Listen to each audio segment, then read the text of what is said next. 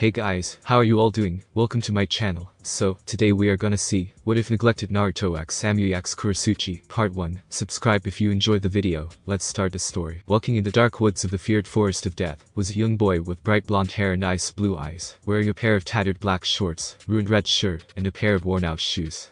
Most would find it odd to see a young boy barely 6 years old to walk in a place with such a name, but this boy was different. This boy went by many names: Naruto Uzumaki, Namikaze to those who knew nothing of his family life, just Naruto to the few that did, but they mostly used the name Demon, the scorn of the village. Why is this village filled with such idiots? I mean, come on, this is the 6th time this week that those dumbasses chased me into here, and for what? To get revenge, bunch of morons. Naruto yelled in frustration at the sheer idiocy of the villagers. Walking further and further into the forest, Naruto sees his one safe haven in the entire village, a large cave.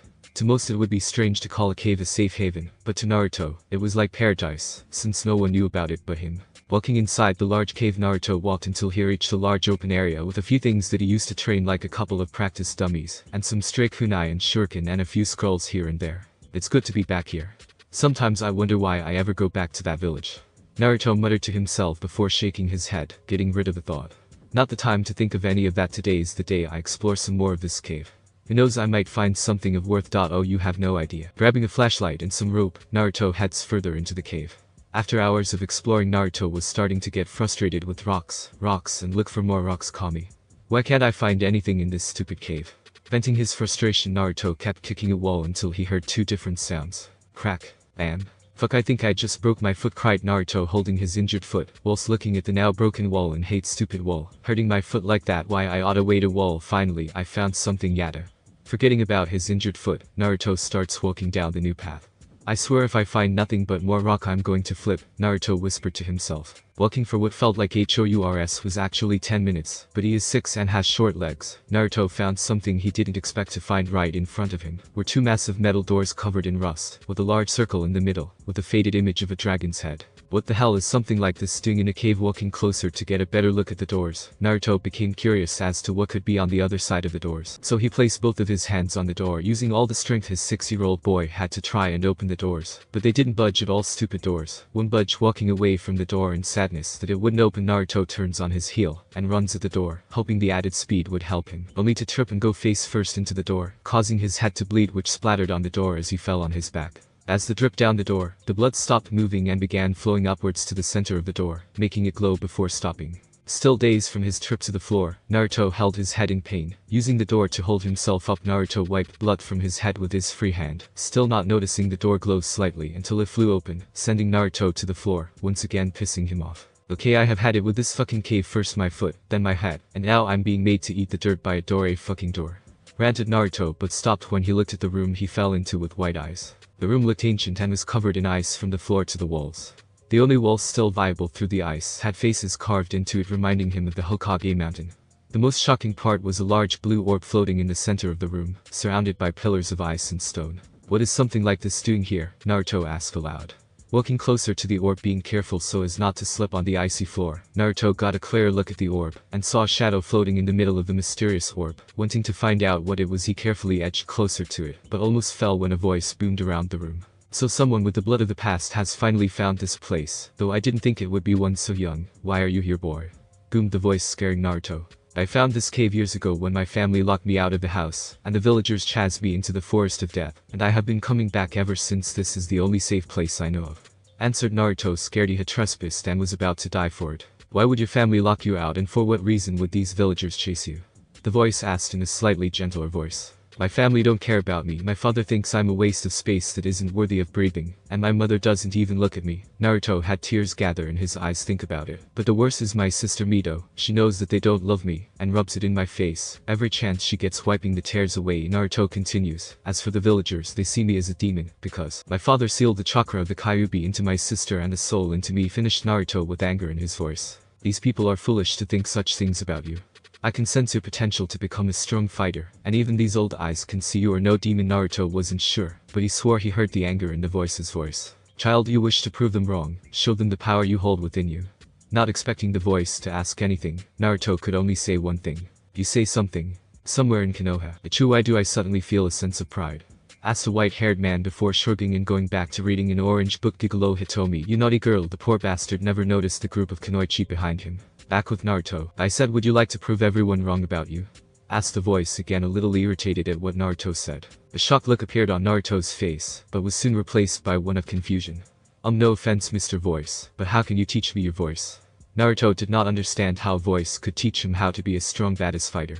Hahaha, I suppose that this is my fault for not introducing myself face to face. Look at the orb, child, and you will see how. Looking over to the blue orb, Naruto was shocked to see the shadow start to move and walk out of the orb, revealing an old man with long gray hair and chilling blue eyes, with a scar going from his eyebrow to the bottom of his eye. My name is Kuai Lianger, better known as Sub-Zero, but starting from now you will be calling me Master, stated Kuai with a smirk on his face, upon seeing the look of awe on Naruto's face. After announcing Naruto as his student, Kuai expected many things like a small bow or a cheer of excitement. He was not, however, prepared for the bombardment of questions the little blonde kept asking him. What will I be learning? A small tick mark appeared on Kuai's head. Will I be able to blow stuff up? The tick mark got bigger. How did you get that scar? Kuai balled his fist. Will I learn cool fighting styles? Left eye beginning to twitch in irritation. Will I shut up? Shouted Kuai in irritation at the constant questions. Seeing that he pissed off his new teacher already, Naruto bowed. Sorry, sensei. It won't happen again. Promised Naruto, getting a nod for Kuai. See that it doesn't, but since you are so eager to learn, I will tell you what this place is. Millennia ago there were many worlds, but two were in a constant war. There was this world known as the Earth Realm, and the other was known as the Outworld. To stop this war, the Elder Gods created a competition that pitted the best warriors from both worlds against each other in mortal combat. Earthrealm won, but the leader of Outworld, Shao Kahn, attacked anyway. We won, but it cost us greatly. As punishment, the Elder Gods destroyed him. Looking to Naruto to see if he was still paying attention, he was happy to see the amount of attention Naruto was paying to his story. It was later discovered that Shao Kahn had been manipulated into attacking Earthrealm by a sorcerer called Quan Kai to lower the Earth's defenses, making it easier for Shinnok, a former Elder God, to invade Earthrealm. Fortunately, he was stopped by Johnny Cage and Sonya Blade. He trapped him inside an amulet where he was kept a prisoner for 25 years, but was released by his followers. After his release, he tried to gain the power of the which is the life force of Earth, but was stopped by Cassie Cage, the daughter of Johnny and Sonya. After Shinnok was defeated and Earth safe once again, I returned to the Lin Temple. As the years went by, and the world began to change, my people began to die out with only me left standing. I asked Raiden to allow me to stay here and wait for a person worthy of my teachings, and that is you, young Naruto. You will be my legacy to this world. Kuai looked over to see Naruto shed silent tears. What is wrong with my student? Asked Kuai, not sure why Naruto would start crying at his words. It's just that you're the first person to actually acknowledge me. Stuttered Naruto, wiping away his tears of joy. Smiling at his student, Kuai ruffles his hair. When I am done teaching you, Naruto, everyone will know exactly who they have wronged. Smiling at his teacher, Naruto starts bouncing on the balls of his feet. So sensei, what are we going to do first?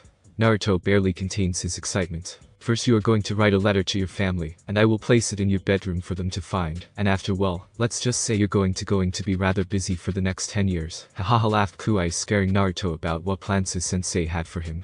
Sitting in front of a piece of paper and pen in hand, Naruto wasn't sure what to say in the letter, but then thought of all the things that they have said to him over the years. I wish you weren't my brother. You're such a disappointment. Why can't you be more like your sister? Filled with a newfound rage, Naruto began to write his letter to his ex-family. I'm already, I see, well, pass it here, and I will deliver it, said Kuai. Passing the letter to his teacher, Naruto had a thought pop in his head. Sensei, will I be learning how to use chakra at all during my training? Asked Naruto to make Kuai think for a moment. I will gather material for you to learn from later during your training, since I want you to be totally focused on my training, since he did not know of the powers people had in this sphere. Okay, sensei, when the time comes I would like some stuff on elements and sealing, would be great, and maybe some scrolls on Genjutsu, listed Naruto, making Kuai nod, before letting himself fall backwards and disappear into the ice floor, leaving a starry-eyed Naruto behind. I am so leaning that, muttered Naruto in awe. Outside the Namikaze house. It's been a while since I have done that, said Kuai, breathing slightly heavier than normal. Regaining his Kuai looks around for the best place to break in from, but sees weird black marking along most of the walls and window, that for some reason sent off his warning senses. Looking around the house once more, Kuai sees one small window that has no markings on, and decides that would be his entry point. Climbing to the window with relative ease even at his age, Kuai silently opens the window to the room, and finds himself inside a small plain bedroom with white walls and bed. Must be Naruto's room. Glad he found the room so easily, Kuai places the letter on the bed so it is easy to see, and was about to leave again when he heard people talking on the overside of the door. Outside Naruto's room. Are you sure this will work? Minato-kun, asked a beautiful Redeed with worry in her voice, looking at the blonde Hokage. Trust me, Kushina-chan, this seal will work fine. Once I place it on Naruto, all his chakra will be absorbed into it, leaving only the minimum to live. Then we place the seal on Mito, and give it to her, said Minato, making Kushina frown. But this seems wrong. I know I said I didn't want my baby to have to fight for a living, but to steal his chakra is too much, said Kushina, making Minato sigh in annoyance. It is for the good of Konoha, said Minato, making Kushina's eyes glaze over and nod in agreement. See, you agree, but I want to make sure the sealkai works properly first, so I'll leave it for later. Walking away from the door, Minato headed towards his office, leaving Kushina to stand there with glazed eyes and a single tear rolling down her face. With Kuai, well, shit just hit the fan, better get back to Naruto, but I mustn't tell him about this, yet it could get him killed, said Kuai before falling backwards and disappearing into the now frozen floor. Appearing from the frozen floor, Kuai looks to see Naruto asleep atop of a small rock, staring at his student's sleeping form, but remembers there are still things to do before they can start his training. Naruto wakes up, ordered Kuai. Hearing his teacher's voice, Naruto opens his eyelids. Morning, sensei, are we going to train now? Asked a sleepy but excited Naruto. Gaining a serious look on his face, Kuai folds his arms over his chest. Naruto, before we begin your training, you need to do one more thing, stated Kuai, confusing Naruto about what he would have to do. Sure sensei, I'll do whatever it takes to become stronger, promised Naruto. Very well, before we begin your training you need to become a so you can use ice as I do. To do this, I will place my blood in you. This should allow you to become a. Looking at his sensei, with no small amount of worry. Sensei, you said, should what else could happen to me? Asked Naruto, making Kuai sigh. You could freeze from the inside out, said Kuai, making Naruto go wide-eyed at the risk he was about to take. Thinking over the pros and cons for a few minutes, Naruto had his answer. Let's do this, sensei. Naruto surprised Kuai with his bravery. Not being one to be told twice, Kuai creates a syringe out of ice and takes his blood and injects it into Naruto. I don't feel any different, maybe I need to. Naruto began to scream as he felt the blood in his veins freeze. He continued to scream until ice started to cover his body, hiding it from view. Having nothing to do but wait in worry, Kuai sits down and meditates, praying for his new student to survive. After an hour of waiting, the ice surrounding Naruto cracked, making his body fall to the floor, but it didn't shatter like Kuai had feared it would. Walking over to his unconscious student, Kuai noticed some differences. His once blonde hair had turned white with hints of icy blue, and his once tan complexion turned pale. Sleep for now, my student, because when you wake you are going to go through hell. Opening his eyes, Naruto found himself laying face first on a solid block of ice, but strangely felt no cold or even a chill from it. Groggily getting up from the ice block, Naruto felt a dull pain go through his aching body. Damn, my body feels like I got hit by a train from Snow Country, whining Naruto before looking around the room. Naruto sees his sensei meditating in the corner. Walking over to greet his teacher, Naruto catches his reflection in a wall of ice. What the hell happened to me? Exclaimed Naruto, looking at the unfamiliar face that was his reflection. His once sun-blonde hair had turned to snow white with ice blue highlights, his tan replaced by a pale skin, but the strangest change was his eyes. His once shining blue eyes had changed to a cold ice blue that would make most freeze with just a glimpse at him. I see you have noticed your changes. I must say you look more like a Lin Kuai recruit. Now getting a look that demanded answers to Kuai motions for him to sit. The reason for your new appearance is because your body had to change to become. This came with some added bonuses like greater strength and speed, higher pain tolerance and a greater healing factor. And trust me, that last two will help during your training, wahaha, said Kuai, ending with a small evil laugh, sending a shiver down Naruto's spine. Now that is out of the way, we can talk about your training. Kuai could see Naruto's eye light up at the mention of training. To start with, you will learn the basics of Dragon Kung Fu, until I deem you ready to learn any of its advanced techniques, whilst learning that I will teach you how to control ice, and how to use it like a weapon. These lessons will continue until I say, then you will move on to the advanced things. By this point, Naruto was jumping on the balls of his feet in excitement. Will I get to learn that badass ice teleport? Hope evident in his voice. It is called the Tombstone Teleport, and yes, in time you will learn and hopefully improve it, since it is far too predictable in most combat situations. With those words, a fire light in Naruto's eyes. I promise, sensei, I will improve it and any other technique I learn, he promised, causing his sensei to smirk. That is quite the promise, Naruto, and one I hope you fulfill. But back to our earlier talk, your training begins today, so prepare yourself, because after we start there is no turning back. And with that he walked towards the training ground, leaving his student there to think for a few moments. Finally, the start of my new life away from this village, and my ex-family. And with that Naruto ran after his teacher to start his training. Namikaze mansion. Kushina Uzumaki was sitting at home reading a book, but felt a sudden pain go through her heart. Why does my heart hurt? Why do I feel like I just lost something important? She muttered to herself, holding her chest in pain. Still holding her chest in pain, Kushina walks into the kitchen and sees Mito eating a sandwich. Hello, Mito-chan, said Kushina, still holding her chest, something Mito noticed. Are you okay, Ka-chan?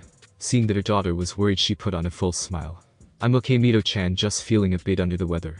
Seeing no reason not to believe her mother, Mito goes back to eating her sandwich. Watching her daughter eat her lunch, Kushina started to think about her family. Minato was normally busy with his duties as Hokage, and if he wasn't, he would be teaching Mito or working on his seals. Then there Mito was a loud and energetic girl, reminding her a lot of herself at her age, especially with her red hair. And finally Naruto the black sheep, one of the family, that being one of the nicer names she had heard Minato calling him. Naruto was a mystery, and saying he was distant would be putting it mildly. Not that she blamed him for some reason, no one seemed to care for him, regrettably not even her. Mito, have you seen your brother? Asked Kushina to make Mito look like she had just been slapped. Why would I know where that waste of space is? Asked Mito, shocking Kushina. Don't talk about your brother like that. Yelled Kushina, making Mito look at her like she was crazy. Why not? It's the truth, he is useless, and should do everyone a favor, and slap. Holding her red cheek, Mito looked up to see her mother look at her in anger, something that scared her. Don't ever say that you ever understand. Yelled Kushina, getting a nod from Mito. Kushina bends down and wipes away her daughter's tears. Now we are both going to Naruto's room to see him, and you are going to say sorry, understand? Getting a nod, the two head upstairs and stand outside Naruto's room. Ka-chan, I can't remember ever going into Naruto's room before, said Mito, making Kushina think about the last time she went to kiss Naruto goodnight, or read him a bedtime story, and she couldn't remember because she had never done it. Knocking at the door a couple of times and getting no response, the two silently opened the door and froze at what they saw. Naruto's bedroom was as plain as a prison cell. A single bed, a small desk in the corner, and gray walls without a single poster, hell, not even a drawing. Looking around the room for something to tell them where Naruto had gone to, Kushina sees a small slip of paper sitting on the bed. Feeling her heartbeat quicken, Kushina walks over to the note and starts to read. Dear ex-family, instead of writing about all of the horrible things I have had to go through, like the beating from the villagers and the neglect from you, I choose to only write 3 words to you. Goodbye forever. Finished reading the note, Kushina drops the note and breaks down sobbing on her knees, so followed by Mito, who picks up the fallen note.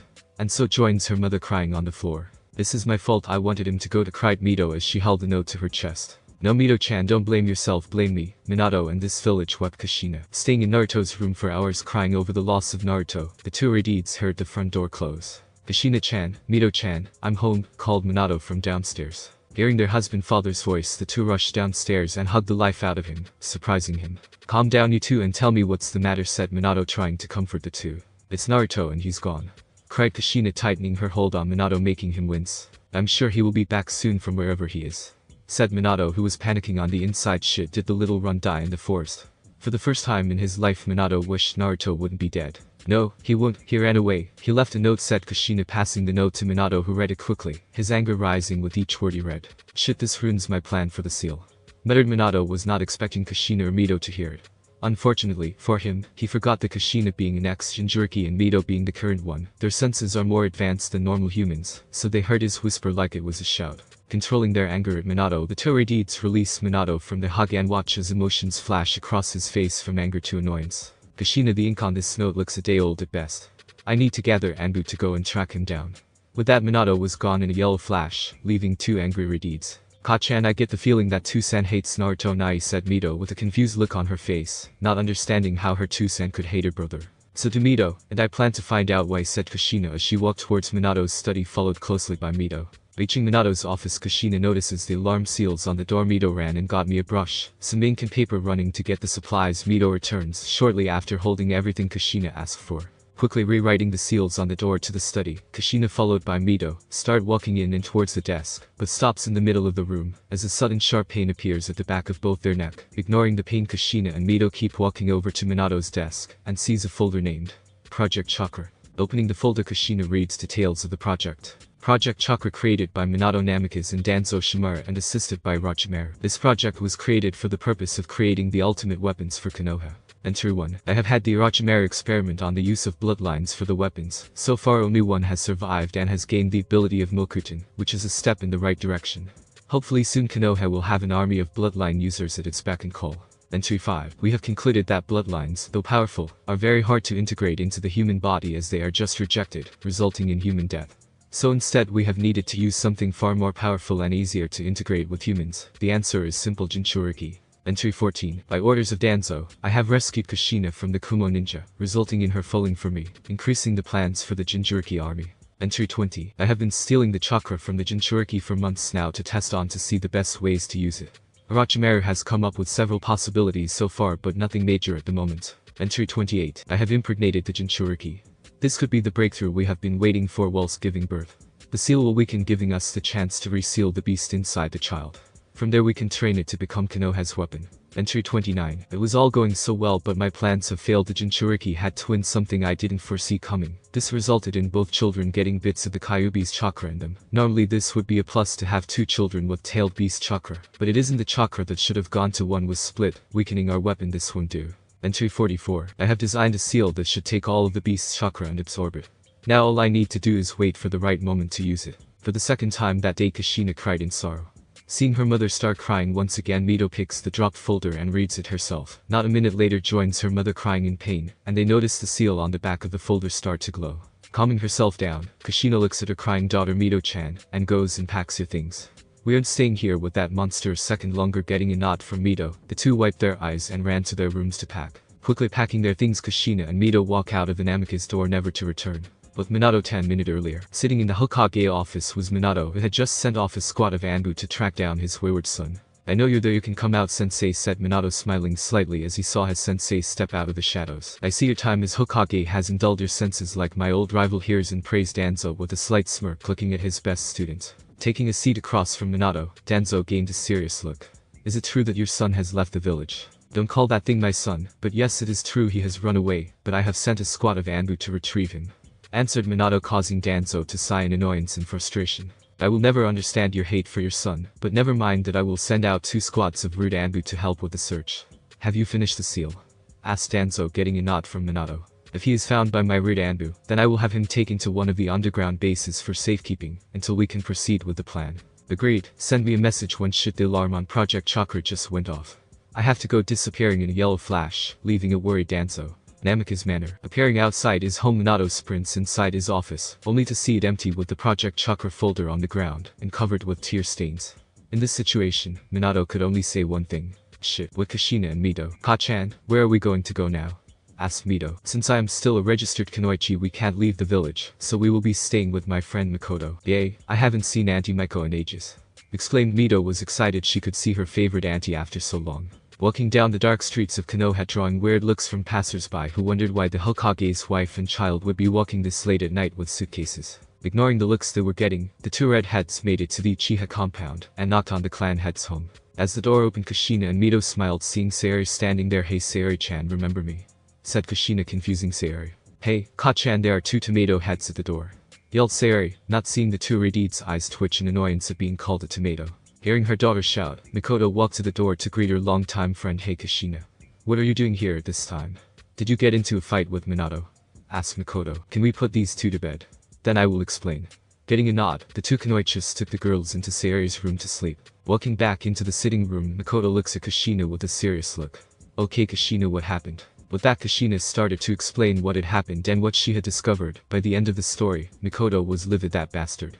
Yelled Makoto. So is it okay to stay here for a bit, just until I buy an apartment for me and Mito? Of course, it's okay for you to stay, and you can forget an apartment, you can have one of the houses here in the compound. Thank you, but I don't think Fugaku will like that very much, said Kushina, causing Makoto to laugh. Don't worry about him, he won't do a thing, trust me. Seeing the sweet smile on Makoto's face, Kushina just nodded. Good, now it's time for you to get some sleep.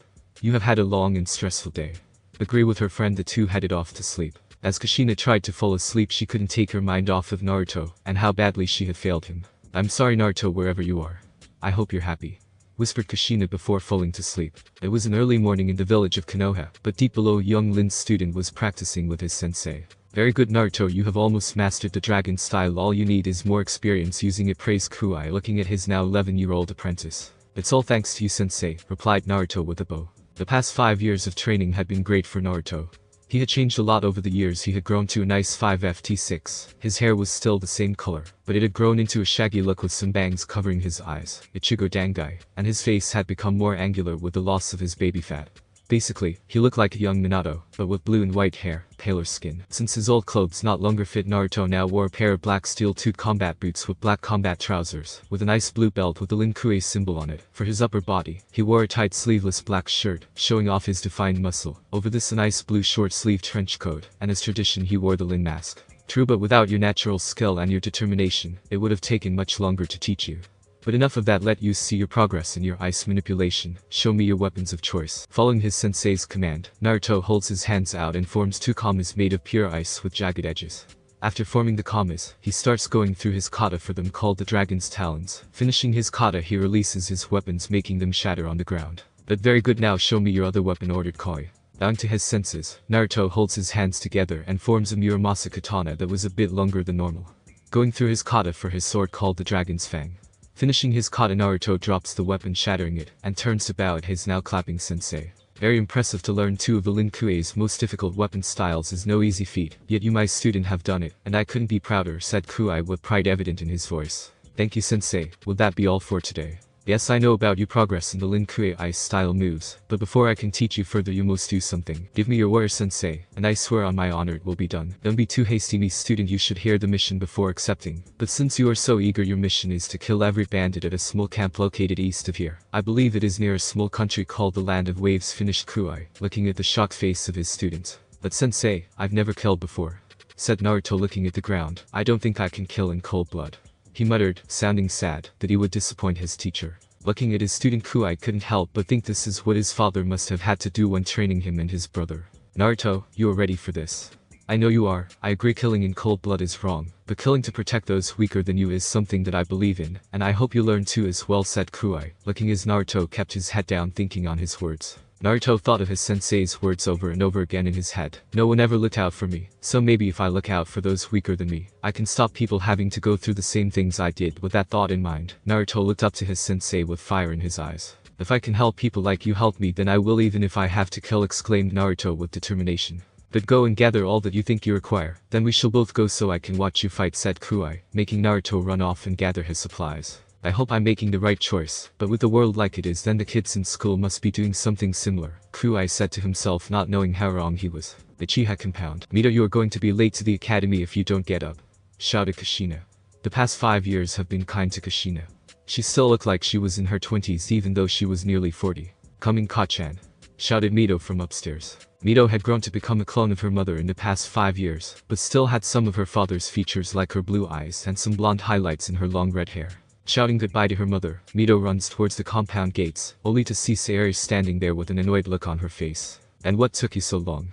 Asked Sayori with a you better have a good explanation look, causing Mito to sweat a little at her friend's stare. You see, on the walk here I saw this old lady who had dropped her shopping, and being the good citizen I decided to help her, but it turns out she was an enemy ninja, and she took my wallet, so I had to track her down and fight for it, which took a while, lied Mito, not noticing the tick mark on Sayori's head get bigger and bigger with each passing second. That's bullshit, exclaimed Sayori calmly. You need to stop talking to Kakashi-san, you're starting to act like him. Next thing you know you'll be reading those orange books, said Sayori with a small smirk as seeing Mito's face go pale at the very thought. That will never happen, not now, not ever. Denied Mito. Kami knows what her mother would do to her if she started reading those books. Anyway, we are going to be late if we don't hurry up, said Sayori, who started walking away, leaving Mito behind. Hey, wait up, shouted Mito as she ran after her best friend. Academy. Arriving with a minute to spare, Mito and Sayori take their seats next to Hinata. Morning, Hinata-chan greeted Mito with a smile while Sayori gave a small nod. Morning, Mito-chan, Sayori-chan, are you both ready to practice the henjutsu today?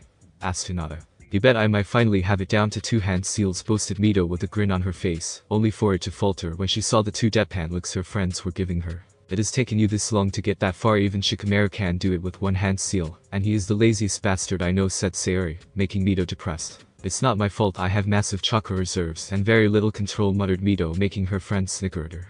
Still depressed about her lack of progress, Mito takes her seat just as their sensei Ruka walks in. Good morning, class. Today we will be going over our henjutsu, so form a line and get ready to perform it. As the class lined up, Mito slowly walked down the stairs before taking her place in the line. Why do I have to do this? I would rather be doing something cool, thought Mito. With Naruto and Kuei above in the trees overlooking the bandit camp, Kuei looks over to his nerve student. Naruto, from now on this is your mission, so make your plan, said Kuei, making Naruto close his eyes and open his senses. There are 26 bandits, 14 are asleep and 1 ninja, but the level of chakra I'm sensing is barely over. 4 civilian women and a child that I sense are afraid, but unharmed, said Naruto, holding in his anger at mentioning the civilians. Your sensing skills have improved. Now that you have this information, use it to your advantage and eliminate the threat, said Kuei, getting a nod from Naruto as he jumped from the tree and into the camp. Landing behind one of the larger tents, Naruto sneaks inside to find 2 passed out bandits. Stealing his nerves, Naruto creates the kunai out of ice and slits their throats, killing them silently.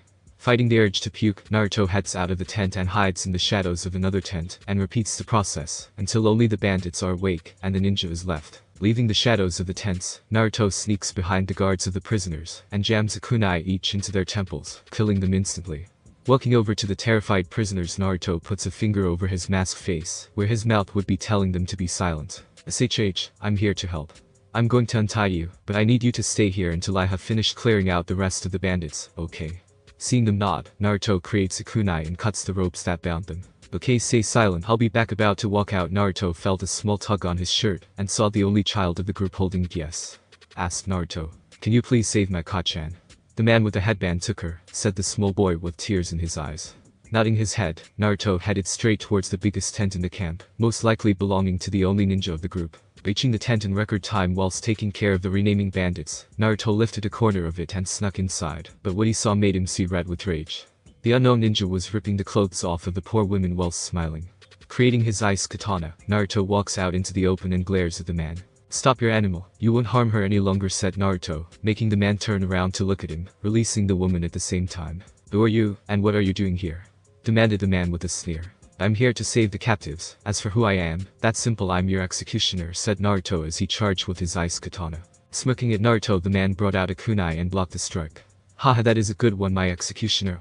Well, you better know my name, then it's Kajibuta Tashi X, said the now named Tashi, sending a kick to Naruto's chest to dodge it easily. The katana is made of Isu, one of those bloodline freaks that the Mizukage is trying to kill. "Maybe if I deliver your corpse, he will let me return." Throwing his kunai at Naruto, Tashi began making hand seals water chains jutsu Shao Tashi, sending multiple chains of water at Naruto, not seeing the smirk on his opponent's face due to the mask he wore. "I'm the worst opponent you could have kicked, and this is why." Ice ball, yelled Naruto, sending a ball of ice towards Tashi, who didn't bother dodging and use his chains to stop it from hitting him, but went wide-eyed as the ball froze his chains and shattering them, carried on hitting his chest, freezing him instantly. Seeing his enemy frozen but alive, Naruto walked over to the ice statue and sliced it in two, making both parts shatter. "He deserved worse," said Naruto. Looking over to the ex-captive who was covering herself with her hands, Naruto sees the fear in her eyes, and chooses to keep his distance, trying to make her more comfortable. "Miss, you're safe now, your son is waiting for you with the other villagers," said Naruto. With those words, Naruto saw the fear in her eyes be replaced by relief. "Thank Kami Inari for being safe, what about the rest? Are they all okay?" asked the woman. "They're a bit shaken up, but fine, if it is okay with you, I will escort you to them and be on my way," said Naruto. Seeing the woman nod, walks over to the woman and passes her the sheet from the bed, allowing her to cover her body. "Thank you for saving us, my name is Tsunami. What can I call you?" The now named Tsunami. "Naruto, my name is Naruto." Walking in silence to the other ex-prisoners, Tsunami was suddenly pounced on by a crying Inari. "Ka-chan, you're back, you're really back. Please don't leave again," cried Inari as he clung to Tsunami, who smiled at her son, and began calming him down. Not seeing a reason for him to stay, Naruto began his walk towards the camp gate, but was stopped by the sounds of shouts and footsteps. "Naruto, wait!" shouted Tsunami as she and the others ran towards him. "Yes?" asked a confused Naruto, to be sure what else they wanted from him. "Thank you for saving us. How can we repay you?" asked Tsunami.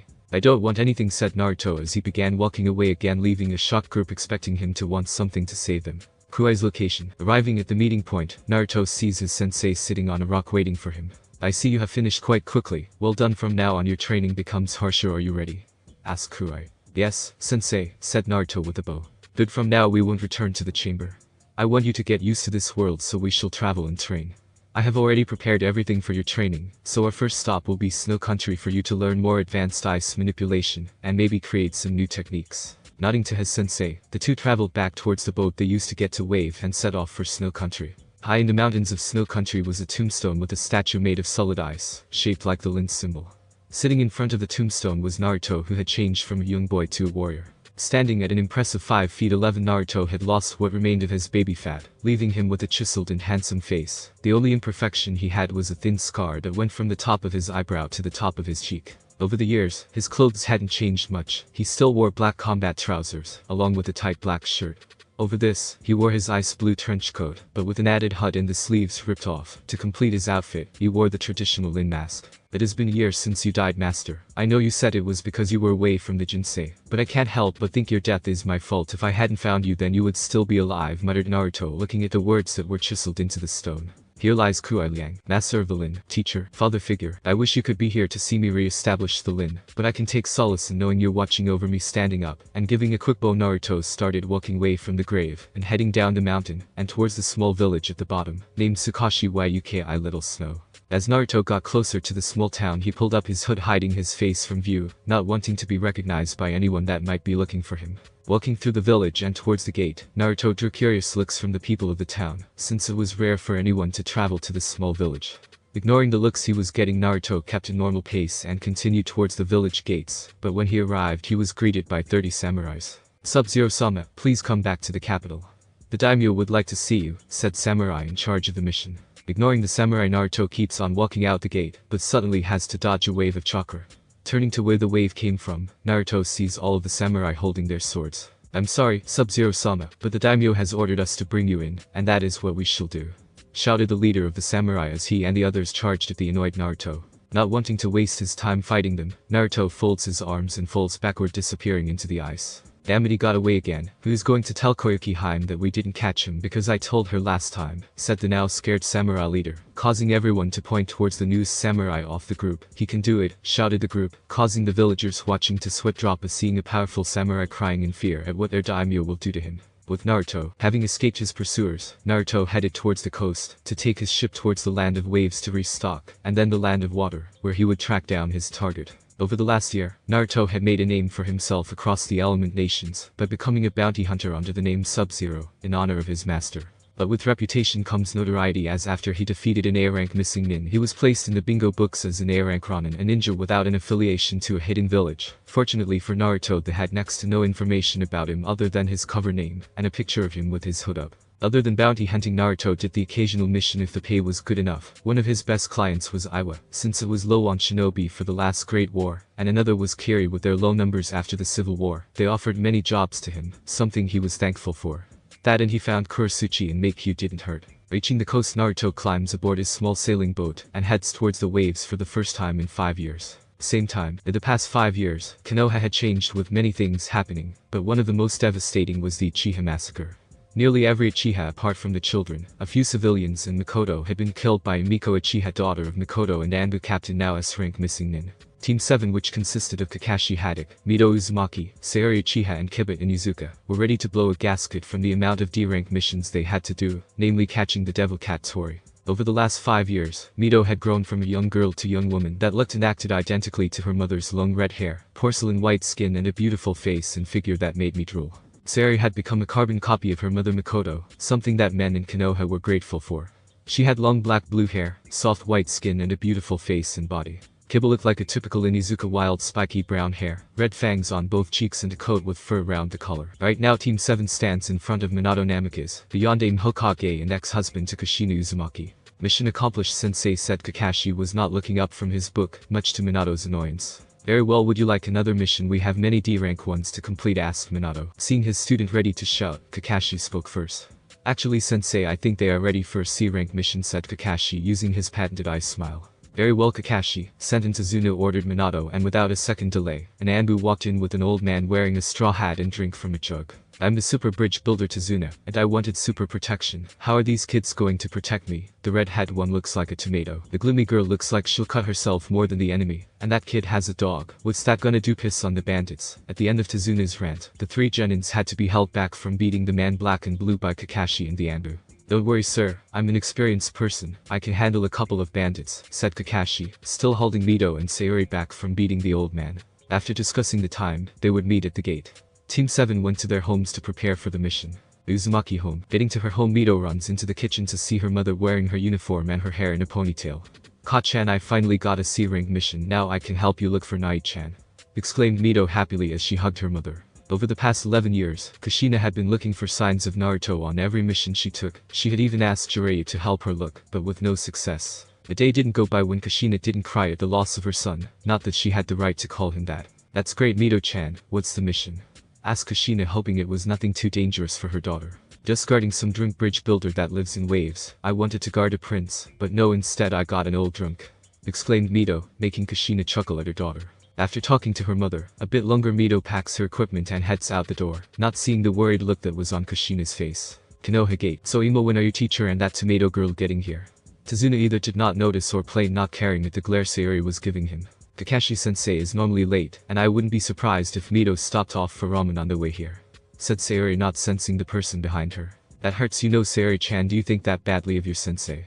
Kakashi asked Sayori to jump in fright. Blaring at her laughing sensei and teammate, Sayori tried to get her breathing back under control. 5 minutes later, Mito came running along with a smile on her face, but dropped it when she saw the pissed off look on her teammates' faces. Sorry I'm late, my Ka-chan had to talk to me about something important, said Mito, making her teammates Fasipum and Kakashi to chuckle. Mito-chan, you still have noodles round your mouth, said Kakashi, causing Mito's face to match her hair in embarrassment. Quickly wiping the noodles from her face, Mito gets into formation around Tazuna, and they begin their journey to wave. Walking down the dirt path towards the wave, Kiba got bored of the silence, and decided to ask Tazuna some questions. Hey, Tazuna-san doesn't have its own ninja? Kiba asked Tazuna to shake his head as no. Nope, we have a few samurai, but that's it. Because of that we have lots of trouble with bandits, people being taken or just killed because they felt like it. I almost lost my daughter 5 years ago because of the bandit problem, answered Tazuna, still terrified of the fact that he could have lost his daughter. Tazuna-san, you almost said how your daughter escaped, asked the now curious Sayori, with Mito, Kiba, Kakashi, who was secretly listening by pretending to read his book. I don't know all the details, but Tsunami, my daughter, and her son Inari along with some other women were taken to a large bandit camp, but not even an hour after they were taken the group walked back into the village. Speaking about a boy, answered Tazuna, making them all curious as to who this boy was. So old man, who was the boy your daughter was talking about? Asked Mito to make a tick mark form on his forehead. She said she never got his name, but she said he had white and blue hair with white pale skin with a chiseled face, and as she put it, the bluest eyes that you could look into forever. Tazuna was a little annoyed at how his daughter described the boy. He and the two other males missed a small tinge of pink on Sayori and Mito's faces. As they continued to walk, they passed puddles of water, something that Kakashi noticed shouldn't be there, but a second too late as men jumped out of them with chains that tangled Kakashi, shredding him to bits, terrifying the genin. Tazuna. One down, said one of the ninjas. 4 left to go, said the other as they both charged the scared genin. Snapping out of her fear, Mito pulls out a kunai and blocks the metal claw that was aimed for her head, but never saw the second coming and shut her eyes. But here's a familiar voice. Fireball jutsu, shouted Sayori, sending a massive ball of fire towards the ninja, making them curse as they were forced to dodge. I'm better than I thought you would be, but you're no match for us, shouted the two together as they threw their chains at Tazuna, but was stopped when 3 kunai lodged the chain into a tree. No more chains for you bastards. Let's get Makamaru. Fang passing Fang, yelled Kiba, heading straight towards the two nin, forcing them to dodge them all, making them forget about the other two, until they heard something familiar. Fireball jutsu, shouted Sayori, taking them by surprise, and hitting them dead on, resulting in screams of pain from the two, as their flesh burned, killing them. All 4 watched as the 2 ninjas were burned alive in the fiery inferno, able to take their eyes away until the smell hit their noses, making them puke on the spot. Still puking their guts up, Kakashi walks out from behind a tree, shocking them all. Sensei, you're still alive, exclaimed Mito, Kiba, and Sayori. Yep, and I'm very proud of how you 3 performed today, said Kakashi, pleased with the way that his team fought against the 2. But Sensei, I killed someone, muttered Sayori with tears in her eyes. And I have killed hundreds. It is a ninja's job to kill, stated Kakashi, trying to make her see why she had to do it. Nodding her head to her sensei, Sayori walks away from her team to think about what had happened, leaving Kakashi to ask Tazuna some questions. So Tazuna, what is really happening at the wave? Kakashi asked Tazuna to lower his head and tell them what was going on. High in the mountains of Snow Country was a tombstone with a statue made of solid ice, shaped like the Lin symbol. Sitting in front of the tombstone was Naruto, who had changed from a young boy to a warrior. Standing at an impressive 5 feet 11, Naruto had lost what remained of his baby fat, leaving him with a chiseled and handsome face. The only imperfection he had was a thin scar that went from the top of his eyebrow to the top of his cheek. Over the years, his clothes hadn't changed much. He still wore black combat trousers, along with a tight black shirt. Over this, he wore his ice blue trench coat, but with an added hood and the sleeves ripped off. To complete his outfit, he wore the traditional Lin mask. It has been years since you died, master. I know you said it was because you were away from the Jinsei, but I can't help but think your death is my fault. If I hadn't found you, then you would still be alive, muttered Naruto, looking at the words that were chiseled into the stone. Here lies Kuai Liang, master of the Lin, teacher, father figure. I wish you could be here to see me re-establish the Lin, but I can take solace in knowing you're watching over me. Standing up and giving a quick bow, Naruto started walking away from the grave and heading down the mountain and towards the small village at the bottom, named Sukashi Yuki Little Snow. As Naruto got closer to the small town, he pulled up his hood, hiding his face from view, not wanting to be recognized by anyone that might be looking for him. Walking through the village and towards the gate, Naruto drew curious looks from the people of the town, since it was rare for anyone to travel to this small village. Ignoring the looks he was getting, Naruto kept a normal pace and continued towards the village gates, but when he arrived he was greeted by 30 samurais. Sub-Zero-sama, please come back to the capital. The daimyo would like to see you, said samurai in charge of the mission. Ignoring the samurai, Naruto keeps on walking out the gate, but suddenly has to dodge a wave of chakra. Turning to where the wave came from, Naruto sees all of the samurai holding their swords. I'm sorry, Sub-Zero-sama, but the daimyo has ordered us to bring you in, and that is what we shall do, shouted the leader of the samurai as he and the others charged at the annoyed Naruto. Not wanting to waste his time fighting them, Naruto folds his arms and falls backward, disappearing into the ice. Damn it, he got away again. Who's going to tell Koyuki Haim that we didn't catch him because I told her last time, said the now scared samurai leader, causing everyone to point towards the newest samurai off the group. He can do it, shouted the group, causing the villagers watching to sweat drop as seeing a powerful samurai crying in fear at what their daimyo will do to him. With Naruto having escaped his pursuers, Naruto headed towards the coast to take his ship towards the land of waves to restock, and then the land of water, where he would track down his target. Over the last year, Naruto had made a name for himself across the element nations by becoming a bounty hunter under the name Sub-Zero, in honor of his master. But with reputation comes notoriety, as after he defeated an A-rank missing nin, he was placed in the bingo books as an A-rank ronin, a ninja without an affiliation to a hidden village. Fortunately for Naruto, they had next to no information about him other than his cover name, and a picture of him with his hood up. Other than bounty hunting, Naruto did the occasional mission if the pay was good enough. One of his best clients was Iwa, since it was low on shinobi for the last Great War, and another was Kiri with their low numbers after the Civil War. They offered many jobs to him, something he was thankful for. That and he found Kurotsuchi and Make-Q didn't hurt. Reaching the coast, Naruto climbs aboard his small sailing boat and heads towards the waves for the first time in 5 years. Same time, in the past 5 years, Konoha had changed with many things happening, but one of the most devastating was the Uchiha massacre. Nearly every Uchiha apart from the children, a few civilians and Mikoto had been killed by Miko Uchiha, daughter of Mikoto and Anbu captain now S-rank missing nin. Team 7, which consisted of Kakashi Haddock, Mito Uzumaki, Sayori Uchiha and Kiba Inuzuka, were ready to blow a gasket from the amount of D-rank missions they had to do, namely catching the devil cat Tori. Over the last 5 years, Mito had grown from a young girl to young woman that looked and acted identically to her mother's long red hair, porcelain white skin and a beautiful face and figure that made me drool. Sayori had become a carbon copy of her mother Mikoto, something that men in Konoha were grateful for. She had long black blue hair, soft white skin and a beautiful face and body. Kiba looked like a typical Inuzuka, wild spiky brown hair, red fangs on both cheeks and a coat with fur around the collar. Right now Team 7 stands in front of Minato Namikaze, the Yondaime Hokage and ex-husband to Kushina Uzumaki. Mission accomplished, sensei, said Kakashi was not looking up from his book, much to Minato's annoyance. Very well, would you like another mission? We have many D-rank ones to complete, asked Minato. Seeing his student ready to shout, Kakashi spoke first. Actually sensei, I think they are ready for a C-rank mission, said Kakashi using his patented ice smile. Very well Kakashi, send in Tsuzuno, ordered Minato, and without a second delay, an Anbu walked in with an old man wearing a straw hat and drink from a jug. I'm the super bridge builder Tsuzuno, and I wanted super protection. How are these kids going to protect me? The red hat one looks like a tomato. The gloomy girl looks like she'll cut herself more than the enemy. And that kid has a dog. What's that gonna do? Piss on the bandits. At the end of Tsuzuno's rant, the 3 genins had to be held back from beating the man black and blue by Kakashi and the Anbu. Don't worry sir, I'm experienced. I can handle a couple of bandits, said Kakashi, still holding Mito and Sayori back from beating the old man. After discussing the time, they would meet at the gate. Team 7 went to their homes to prepare for the mission. The Uzumaki home. Getting to her home, Mito runs into the kitchen to see her mother wearing her uniform and her hair in a ponytail. Ka-chan, I finally got a C-rank mission.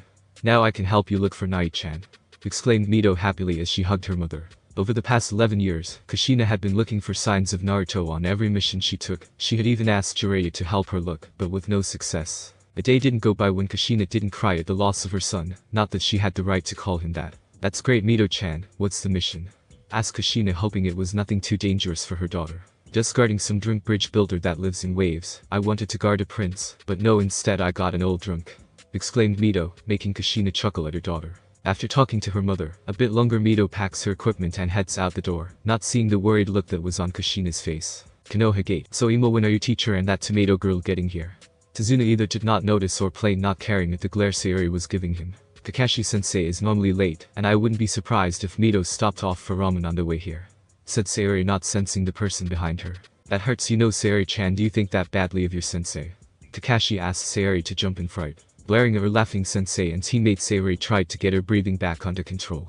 5 minutes later, Mito came running along with a smile on her face, but dropped it when she saw the pissed off look on her teammates' faces. Sorry I'm late, my Ka-chan had to talk to me about something important, said Mito, making her teammates Fasipum and Kakashi to chuckle. Mito-chan, you still have noodles round your mouth, said Kakashi, causing Mito's face to match her hair in embarrassment. Quickly wiping the noodles from her face, Mito gets into formation around Tazuna, and they begin their journey to wave. Walking down the dirt path towards the wave, Kiba got bored of the silence, and decided to ask Tazuna some questions. Hey, Tazuna-san doesn't have its own ninja. Kiba asked Tazuna to shake his head as no. Nope, we have a few samurai, but that's it. Because of that we have lots of trouble with bandits, people being taken or just killed because they felt like it. I almost lost my daughter 5 years ago because of the bandit problem. Answered Tazuna, still terrified of the fact that he could have lost his daughter. Tazuna-san, you almost said how your daughter escaped. Asked the now curious Sayori, with Mito, Kiba Kakashi who was secretly listening by pretending to read his book. I don't know all the details, but Tsunami, my daughter, and her son Inari along with some other women were taken to a large bandit camp, but not even an hour after they were taken the group walked back into the village, speaking about a boy, answered Tazuna, making them all curious as to who this boy was. So old man, who was the boy your daughter was talking about? Asked Mito to make a tick mark form on his forehead. She said she never got his name, but she said he had white and blue hair with white pale skin with a chiseled face, and as she put it, the bluest eyes that you could look into forever. Tazuna was a little annoyed at how his daughter described the boy. He and the two other males missed a small tinge of pink on Sayori and Mito's faces. As they continued to walk they passed the puddles of water, something that Kakashi noticed shouldn't be there, but a second too late as men jumped out of them with chains that tangled Kakashi, shredding him to bits, terrifying the genin, Tazuna. One down, said one of the ninjas. 4 left to go, said the other as they both charged the scared genin. Snapping out of her fear, Mito pulls out a kunai and blocks the metal claw that was aimed for her head, but never saw the second coming and shut her eyes. But here's a familiar voice, fireball jutsu, shouted Sayori, sending a massive ball of fire towards the ninja, making them curse as they were forced to dodge. I'm better than I thought you would be, but you're no match for us.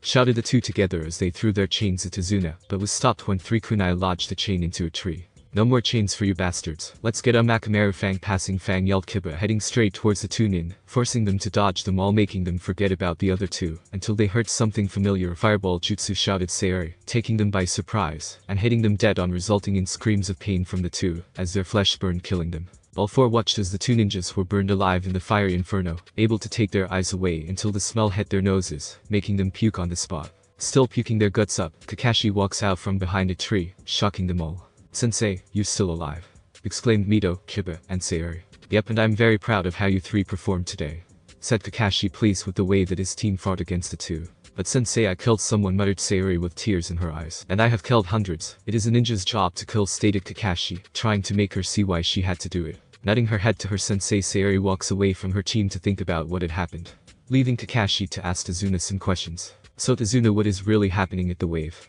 Kakashi asked Tazuna to lower his head and tell them what was going on. After hearing Tazuna's sob story about Nami no Kuni, Team 7 decided to continue on with the mission to wave. Walking down the road in silence, Mito decided to end the silence. So your daughter said a boy younger than us saved her. Did she say how? Asked Mito, wanting to know how a boy younger than her could kill so many bandits. Well, she never went into detail, not that I can blame her. All she said was that he shattered the one that tried to harm her, answered Tazuna, confusing them and himself as to how he shattered a man. Perhaps it's a new bloodline or even a personal jutsu, suggested Kakashi, thinking over the possible solutions since in his time as a shinobi, he had never heard of anyone being able to shatter someone before. As they continued their journey, they eventually reached the shore, where they looked for a boat to take them across the sea. After several people denied passage across the water, they finally found an old man willing to take them to Nami no Kunai. Unfortunately, they would be stuck on this small boat for hours. Mito, and, if they were honest, the other two, couldn't take much more of it. This boat is driving me crazy, Mito finally yelled, getting nods of agreement from her teammates. Mito, stop yelling, Kakashi looked up from his orange book.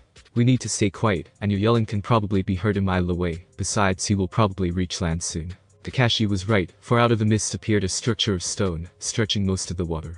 Is it the bridge? Asked Kiba, never seeing a bridge that large. Yep. Tazuna replied, staring at his bridge with pride. We're almost there, said Tazuna, making the 3 genins silently thank Kami, since they were sick of being on the boat. The remainder of the trip was spent in silence. Eventually, though, they reached the shore, where the man with the boat wished them well and left back across the water. Once again they had a fairly uneventful trip through the forest until suddenly Kakashi heard an odd whistling sound. Duck! Yelled Kakashi, pushing Tazuna to the ground, whilst a ridiculously large sword went over their heads and embedded itself into a tree. What the hell was that? Yelled Mito from her position on the floor. She saw the large sword stuck in a tree above their heads. Oh. Kubikirabacho, Kakashi said, looking at the sword embedded in the tree. That means, Mamachi Zabuza, at your service.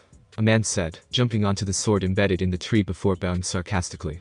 He was pale, with short spiky black hair, and the lower half of his face was covered with bandages. He also wore a carry hit I-8 sideways on his head, but instead of the normal symbol, his was scratched through, marking him as a nukenin. Mamachi Zabuza, demon of the hidden mist, Kakashi said. I guess so, given the demon brothers earlier. You're here for Chizuna, aren't you? But guess, Sharingan no Kakashi. Zabuza replied. So, you're going to hand him over the easy way. Eyes, get back. Kakashi said. This guy's on a whole new level compared to the rest. Against him, even I'll admit it'll be a little tough, without this. After saying that, he pulled up his 8, revealing his other eye, but this one was red with a black 3-tone design. Using your Sharingan already, I'm honored. Ka-sen said that sensei had the Sharingan thought Sayori, but this is the first time I have ever seen him use it. Surround and protect Izuna, said Kakashi to his team. Hurry up, I want to kill the old man and get this over with. Zabuza said, but copycat, it seems I'll have to kill you first. No. Zabuza jumped over onto the water near them, standing on it. Kurotsuchi no Jutsu, Zabuza whispered, disappearing in a rapidly thickening mist growing from the water.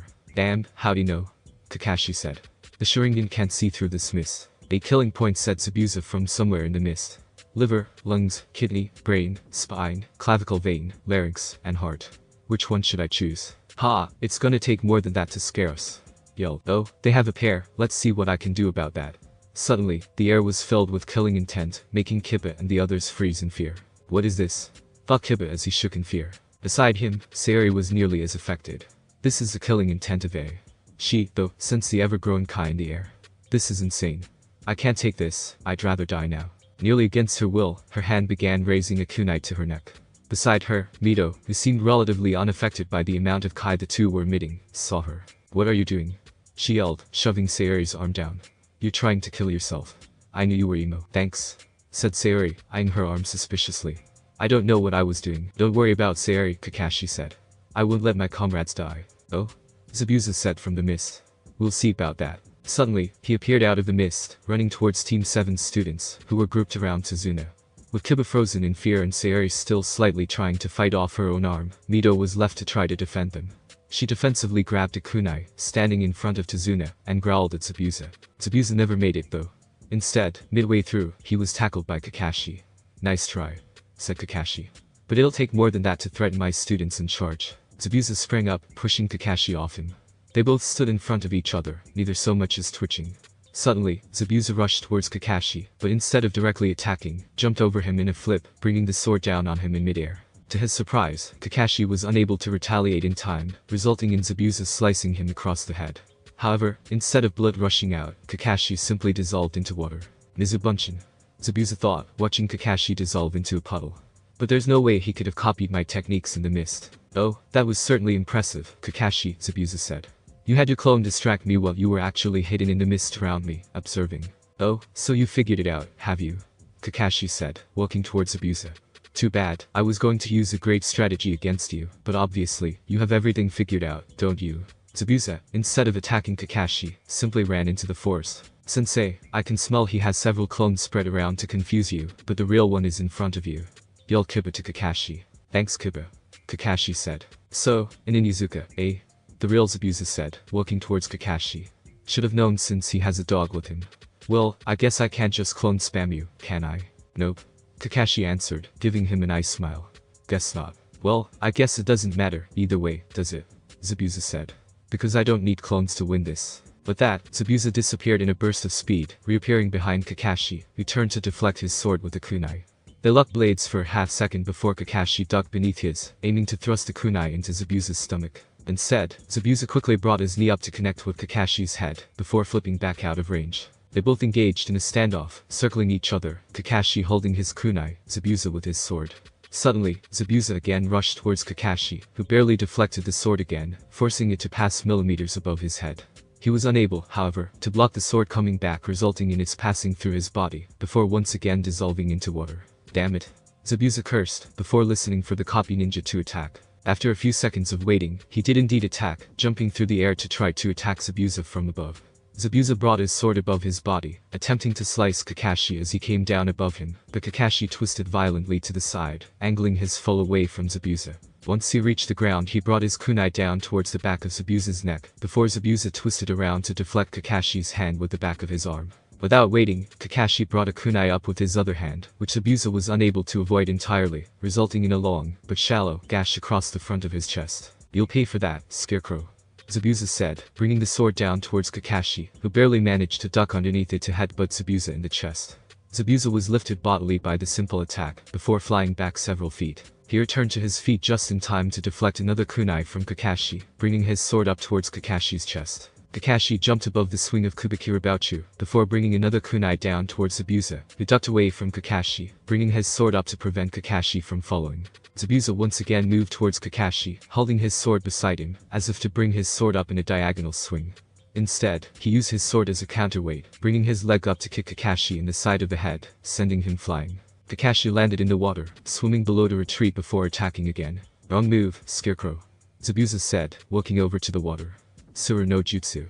He said, bringing part of the water and Kakashi up into his sphere. No? I can't do anything from here. Kakashi thought. Makes it a little tougher when you can't move, doesn't it? Zabuza taunted. Oh well, I'll take care of you later. Mizu Bunshin no Jutsu. He yelled, forming a clone to attack Team 7. You're not the only one who can make clones, Kage Bunshin no Jutsu. Yelled Mito, forming 10 clones, which formed a line between Team 7 and Zabuza. The clones all growled aggressively at Zabuza, holding kunai in defensive positions. The Zabuza clone said, looking at the clones. That's pretty neat, for a kid like you to be able to create shadow clones.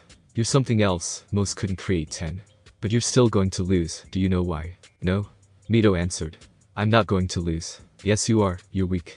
Zabuza taunted. All of you have been coddled, treated like kids, instead of the killers that you should be. What? Mito said. That's not true. Oh? Zabuza taunted. By the time I graduated, my hands were already stained with blood. And not only me, do you know how Shinobi and Kurigaka graduated? No? Mito answered. But what does that have to do with anything? For any students to graduate in Kiri, Zabuza said. You had to fight another student of your class, to the death. That's sick, why would they do that? Yelled Mito. To make sure shinobi are proper shinobi, they will kill without caring. But to kill your friends to become a ninja is awful. I never went through with it, said Zabuza, making Kiba laugh in the background. Oh, said Kiba. But you're telling me you had your hands bloodied by the time you graduated. I did. Zabuza said. But instead of being put in a one-on-one fight, I opted to kill everybody. That's right. The class of more than 100 students. Kakashi said. And you killed them all, in a single day. That earned him the moniker Demon of the Hidden Mist. Not wanting to waste more time, Zabuza's clone ran towards Mito's clone army, but before the clone made it, it was frozen along with Mito's shadow clones. A thick cold mist gathered around the water. I hoped my target would be easy to find, but to find not only Zabuza but Kakashi of the Sharingan, my luck is better than normal, said a male voice from inside the mist. As the mist cleared, a man standing there at an impressive 5 feet 11, who wore black combat trousers along with a tight black shirt. Over this, he wore his ice blue trench coat with a hood up, along with a face mask. Zabuza Momochi, the lovely Mizukichi wants you back in Kiri, said the man, making Zabuza thrown. Forgetting about Team 7. What does that lunatic want with me? He is still pissed that I tried to kill him, said Zabuza, discreetly sending his hidden friend in case things went south. Oh yes, you don't know, there's a new Mizukichi now since the rebels won the war. You know her, I believe. Does mate Terumi ring any bells? Seriously, Mei is the Mizukichi. I'm surprised that any men are still allowed in Kiri, said Zabuza, making the man chuckle. So will you and your friend come with me to Kiri? I need to get my money for your collection, asked the man. You must be important if Mei would entrust this job to you. So who are you? I go by the name Sub-Zero, said the now named Sub-Zero with a small bow.